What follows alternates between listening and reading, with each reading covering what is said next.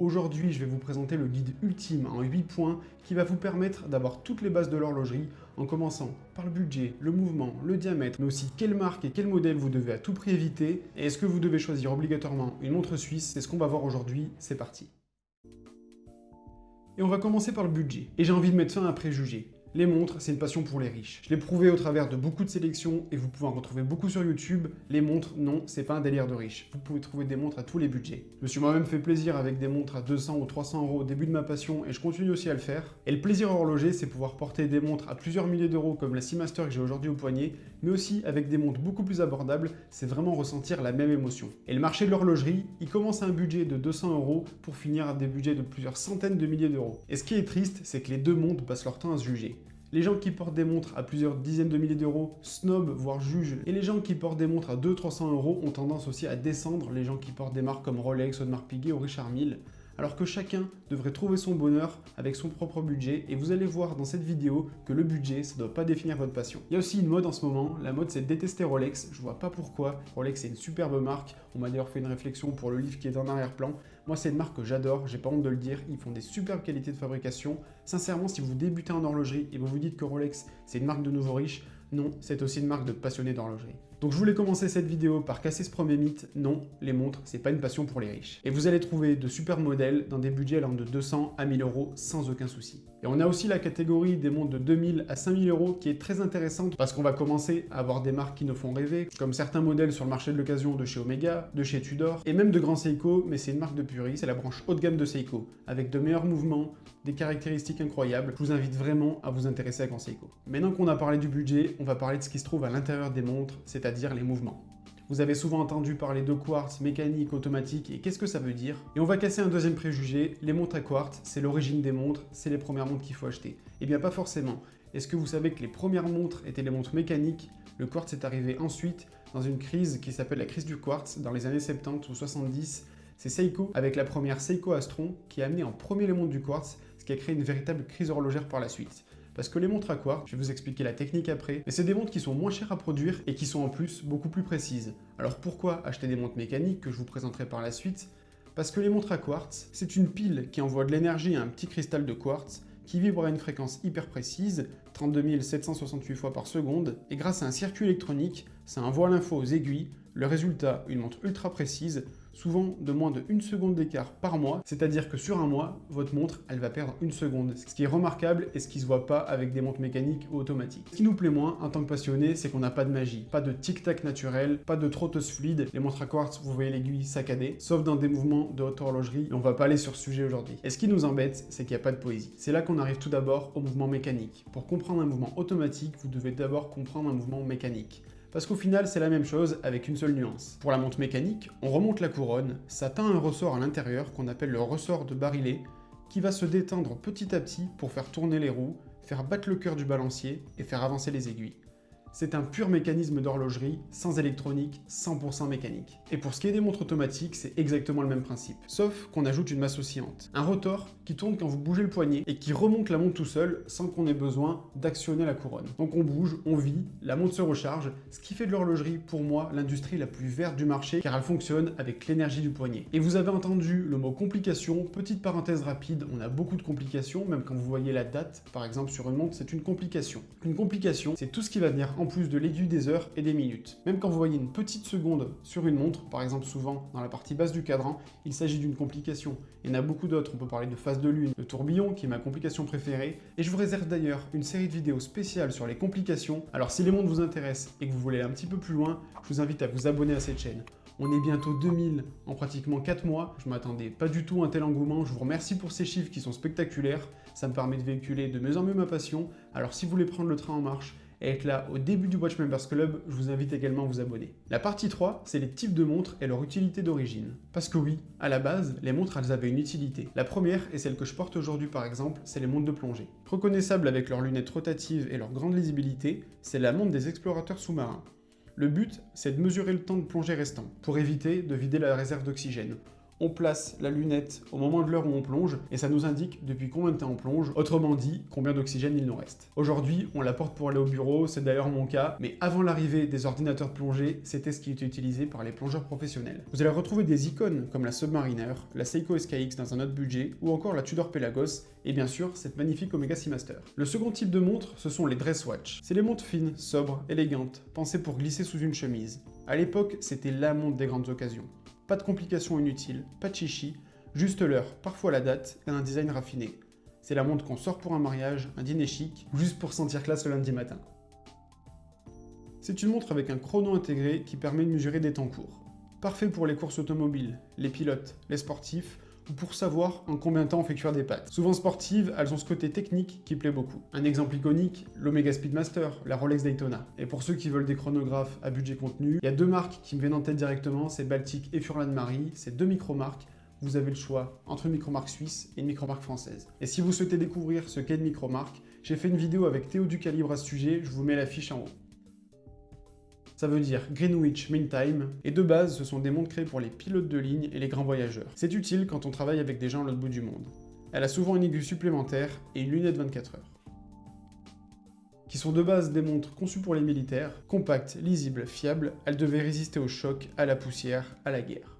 Aujourd'hui, ce sont des montres simples, souvent très bien proportionnées, avec un petit côté vintage qui revient en force. Je vous ai fait une introduction au type de montre, et si vous voulez une vidéo par type de montre à tous les prix, faites-le moi savoir en commentaire. Partie 4, les marques par budget et ce que j'en attendrai.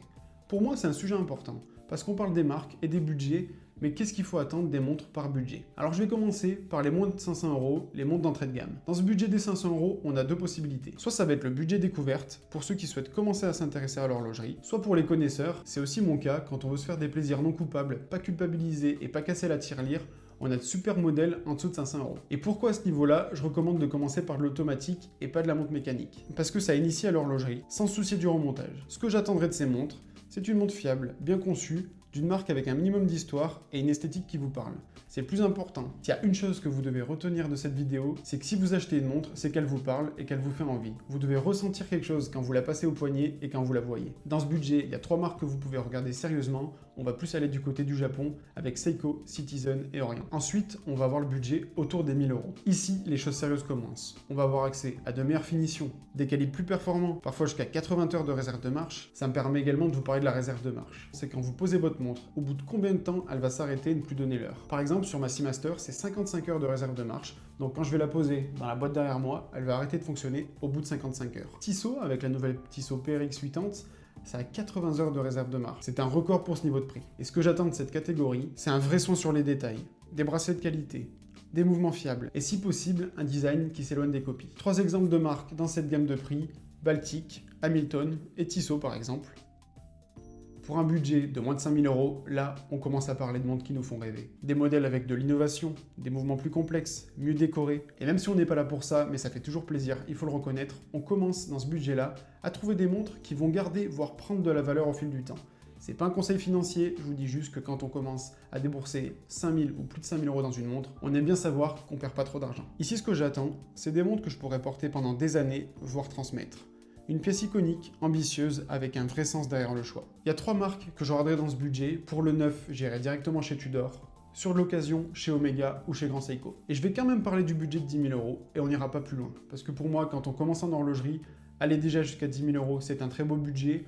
Au-delà, je pense que c'est brûler les étapes. On va aller vers des marques incontournables, des mouvements faits en interne, des finitions à tomber par terre et une vraie valeur émotionnelle. Rolex, Zenith et IVC. IVC, c'est une marque moins connue, mais ils font un travail exceptionnel pour des montres de pilote par exemple, mais pas que. Je suis aussi constamment en recherche de ma future montre et je pense que l'année prochaine, je pourrais craquer pour une IVC Ingénieur. Je la trouve exceptionnelle, elle a un superbe design avec ce cadran bleu qui vire parfois au vert. Je vous mets des images, je la trouve vraiment incroyable. Pour la partie 5, j'ai fait une vidéo dédiée à ce sujet. C'est d'ailleurs la vidéo qui a le plus marché de ma chaîne avec plus de 45 000 vues et je vous remercie pour ce succès. Ce sont les marques qui copient, les faux hommages. Je ne vais pas citer de nom de cette fois-ci. En tant que passionné d'horlogerie, on va se diriger vers des marques qui font uniquement de l'horlogerie. Je vais clore ce sujet parce que c'est une vidéo qui a fait beaucoup de débats et tous ceux qui veulent apporter leur opinion, j'ai ouvert un Discord, vous trouvez le lien dans la description, vous êtes tous les bienvenus. Et avec toutes les connaissances que je suis en train de vous donner, vous allez être capable seul de reconnaître une bonne d'une mauvaise marque. Le point numéro 6, et c'est un point très important, il s'agit de la taille d'une montre. On a tendance, et il s'agit là de l'erreur numéro 1 je pense quand on commence l'horlogerie, à prendre des montres avec un diamètre trop gros. On a ce vieux réflexe, plus c'est gros, plus ça fait sérieux, plus ça en impose. Alors que non. Dans 80% des cas, une montre trop grosse, c'est l'ennemi de l'élégance. On peut avoir une montre de 40 mm qui paraît fine et sobre, et une montre de 38 mm qui fait énorme sur son poignet. Parce qu'il faut prendre en compte la longueur de l'entrecorne, l'épaisseur du boîtier, la forme de la lunette, la présence ou non d'un bracelet intégré, et le design du cadran. L'important c'est pas la taille, mais l'aspect au poignet. Ce que je vous conseille, c'est de toujours essayer des montres. C'est vrai qu'il y a des prix attractifs sur internet, et je vous recommande toujours de vous rendre en boutique, soit dans la boutique de la marque, soit chez des revendeurs, pour essayer les montres. On est souvent surpris. Vous voyez par exemple, quand je suis allé acheter ma Furlan Marie, je pensais acheter un autre modèle, et quand je l'ai essayé, je me suis dit mais c'est la montre qu'il me faut. Au poignet, c'est toujours différent, parce que comme je vous ai dit, il y a la taille de votre poignet, de la montre, et il y a aussi une question d'aspect général avec beaucoup de facteurs qui vont rentrer en compte. L'horlogerie, c'est de l'émotion, et sans la passer au poignet, on ne peut pas s'en rendre compte. Pour vous donner quelques repères rapides, il y a les gens qui ont un poignet fin, de 15 à 16 cm, on va privilégier, même si ce n'est pas une science exacte, les montres de 36 à 39 mm. Pour un poignet moyen, et pour un poignet plus large, on peut aller jusqu'à des montres à 42 ou 44, mais pas toujours. Encore une fois, pas de science exacte, j'ai des montres de 36 jusqu'à 42 mm, pourtant mon poignet ne change pas. C'est en fonction de votre mood, en fonction de ce que vous souhaitez, mais attention à cette erreur numéro 1, ne vous dirigez pas forcément vers des montres trop imposantes. Parce qu'une belle montre, c'est comme un costume bien taillé. Elle va pas vous transformer, mais elle va vous mettre en valeur. Et d'ailleurs, si vous avez besoin de conseils, vous savez pas quelle montre acheter, vous hésitez sur un modèle ou un diamètre, n'hésitez pas à m'envoyer un message sur Instagram, je répondrai avec plaisir à vos questions, ou à rejoindre encore une fois le Discord. On est une communauté de passionnés, prêts à vous répondre et à vous donner nos retours d'expérience. Et là, on va faire simple, puisqu'il existe 3 grands types de verres. On a le verre en acrylique, matériau plastique, utilisé surtout pour les montres vintage ou inspirées vintage. Il faut faire attention, parce que c'est très facile à rayer, mais facilement polissable. Alors ça va être léger, chaleureux et pas trop de reflets, avec un style rétro, mais ça restera assez fragile. Et quand on monte en gamme, vous allez trouver le verre minéral. C'est là où ça commence à être intéressant. C'est du verre trempé classique, plus solide que l'acrylique. On retrouve souvent sur les montres d'entrée de gamme, qui peut se rayer, mais qui reste solide. Et pour finir, le verre saphir. Très résistant aux rayures, 9 sur 10 sur l'échelle de Mohs, plus cher à produire, mais hyper durable. Il peut refléter la lumière s'il n'est pas traité anti-reflet, donc vous pouvez regarder pour les verres saphir traités anti-reflet. On va avoir une vision claire de sa montre. Ce sont aussi des verres avec une forte longévité, et un aspect négatif, c'est un peu plus cher. On a aussi le cas Seiko qui a inventé un nouveau verre, le verre Hardlex, que vous pourrez trouver sur quasiment tous leurs modèles. C'est un verre minéral renforcé et breveté. C'est plus solide qu'un minéral classique, mais moins résistant qu'un saphir. Est-ce que vous devez acheter obligatoirement une montre suisse? Non, il n'y a pas que les montres suisses dans la vie. Alors oui, j'habite en Suisse et je porte une montre suisse au poignet, mais j'ai pas que ça dans ma collection. Alors je vais vous présenter une liste non exhaustive, attention, des pays avec une belle culture horlogère. Et je vais commencer par vous dire pourquoi la Suisse est un pays si reconnu en horlogerie, parce que c'est considéré comme le berceau de l'horlogerie et du luxe horloger moderne.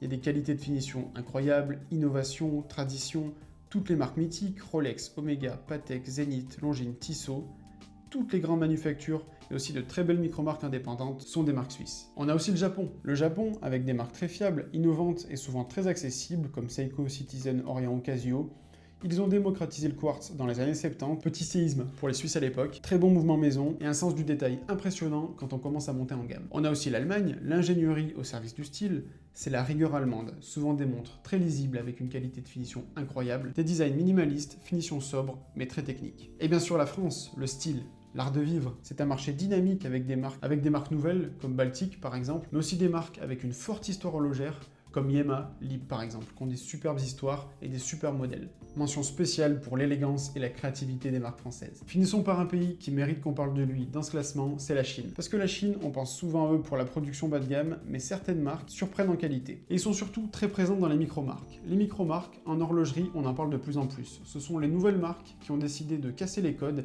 et souvent, pour réduire les coûts, ils utilisent des mouvements en Chine. Et c'est pas un gros mot, parce que les Chinois peuvent aussi savoir faire de très beaux mouvements et de très belles choses. Alors comme vous savez, en horlogerie, on a un lexique bien garni. On va parler de mouvements, d'étanchéité, de barillet, de ressorts, avec tout un tas de mots complexes. Et je vous ai préparé un PDF avec tous les mots du lexique horloger. Et pour le recevoir, vous pouvez m'envoyer un message via Instagram ou via Discord et je vous enverrai gratuitement ce PDF. Et pour résumer, si vous débutez, retenez ça. Recherchez une montre qui vous parle, qui vous plaît et qui vous fait vibrer. On le dit souvent en horlogerie que la quête, c'est encore mieux que l'accomplissement. Et je peux vous dire que j'ai autant apprécié la quête que le moment où je l'ai reçue et maintenant le moment où je la porte. Parce que j'étais sûr au moment de l'acheter que c'était la montre que je voulais. Et si ce guide vous a plu, sachez que c'était seulement un premier pas. Je fais une vidéo par semaine où je propose souvent des sélections sélection de montres entre 500, 1000 et 1500 euros par exemple, mais on va aussi commencer à monter en gamme. Alors suivez la chaîne du Watch Members Club sur YouTube, Instagram et Discord. Je vous remercie d'avoir regardé cette vidéo. J'attends vos retours avec impatience en commentaire comme d'habitude. C'était Lohan pour le Watch Members Club.